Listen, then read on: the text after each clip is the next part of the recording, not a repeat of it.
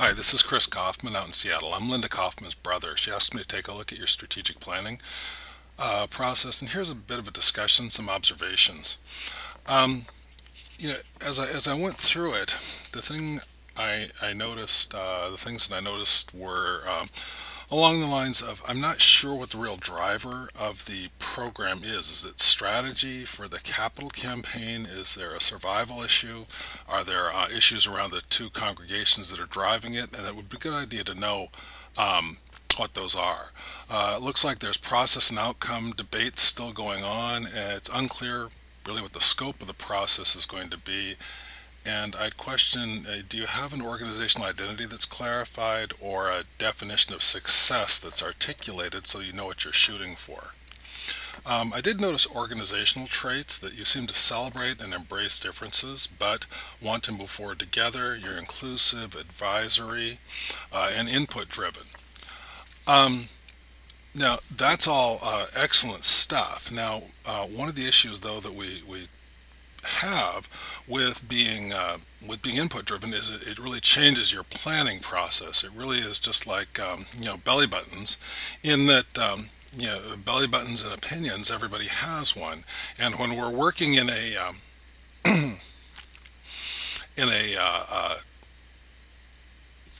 planning mode of an advisory and inclusive model, it takes more effort and more energy to make that happen and be effective. So we're committed to listening to everyone and incorporating their input one way or the other.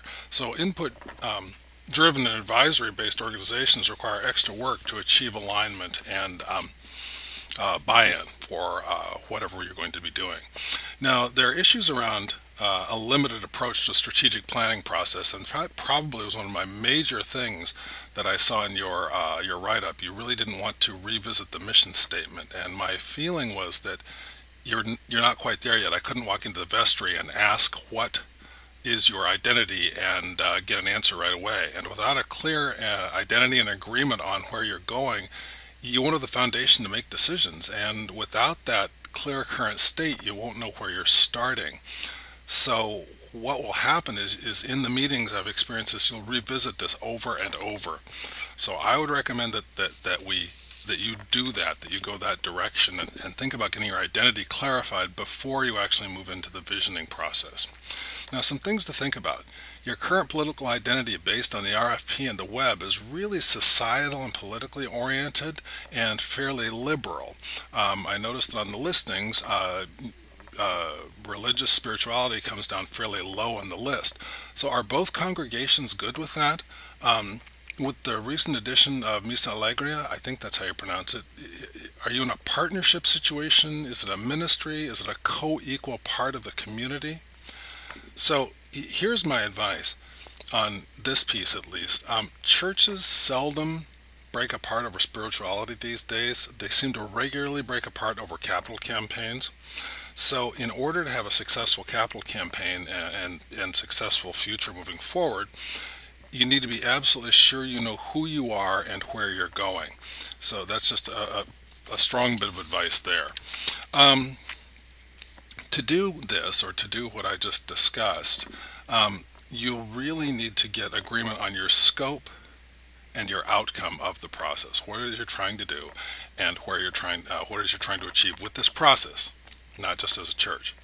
You'll need commitment to do what is necessary. One of the things to think about is if you get bogged down by trying to shortcut this, because you've shortcutted this, you get bogged down because you don't have the basic information that you need in order to move forward, it's going to cost you quite a bit, probably more than just 2 times the dollars to repeat the process. So make sure you do what you need to do the first time around. You will need process and documentation. People need to know what to expect as in terms of what they're getting into. You'll need excitement, and the leadership will need to be visible, and they'll need to be supportive. You can't be caucusing in different places.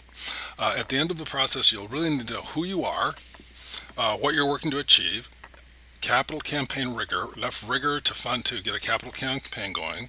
You'll need to know how you will get there in terms of approach, an actionable plan, governance, and a unification strategy. And by that I mean excitement, communication, getting everyone involved. So based on the observations to date, I suspect the plan is going to resolve itself into streams or ribbons of activity or focus. So ribbons of activity such as spirituality, St. Stephen's community, the broader or larger community, service, social justice and political ribbon, leadership, management, and administration. Those are the, I think, 6 that I saw kind of leap out at me.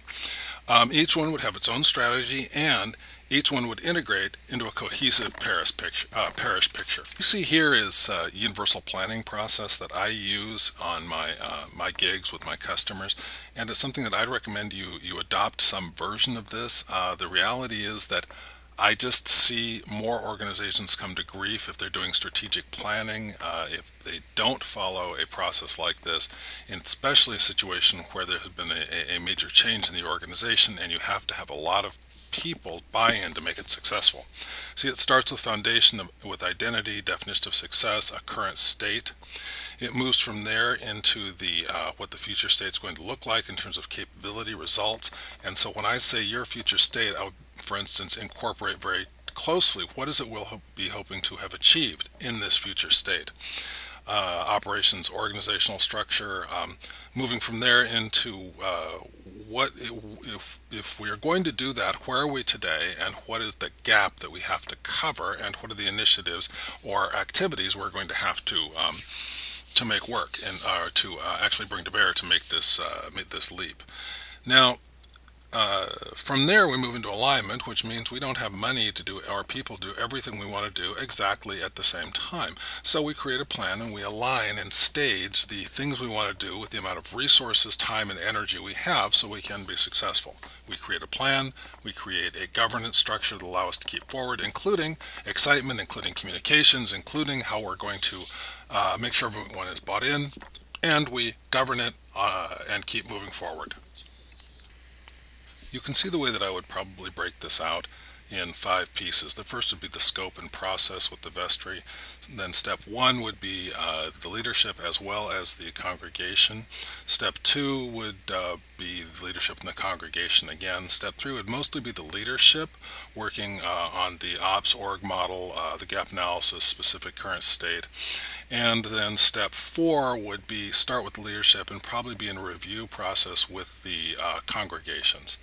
All this would involve bringing meetings together of the congregation, the leadership, timing, all of that, etc. Now, I would recommend that this be done in a fairly quick fashion. The first 2 steps, boy, I tell you, if you get those done in a couple of weeks, that's what I would recommend, mostly because of the excitement and buy-in. People tend to lose their continuity in thinking if they wait, if you spread it out over too long a period of time. I'd be happy to talk more about this. I just wanted to give you something to work with and to take a look at. So, Linda, you know my contact and my information. We'll talk